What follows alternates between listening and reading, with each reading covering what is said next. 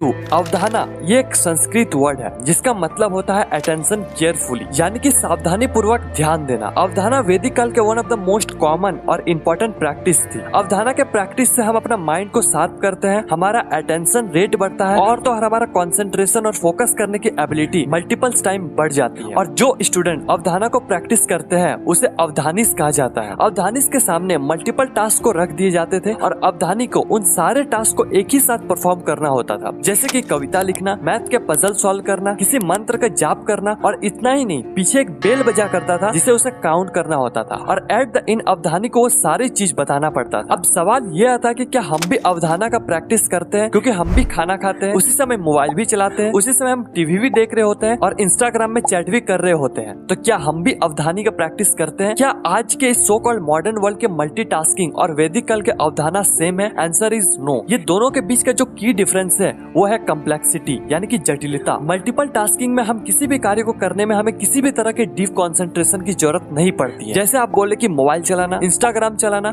खाना खाना, ये सारी चीजों में आपको फोकस करने की जरूरत नहीं पड़ती है। जबकि अवधाना में आपको मल्टीपल टास्क को हैंडल करना पड़ता है with high level of focus, memory and creativity in each task. तो यही डिफरेंस है मल्टीटास्किंग और अवधाना में। तो अवधाना के प्रैक्टिस से आप अपना माइंड को और ज्यादा शार्प और तेज कर सकते हैं।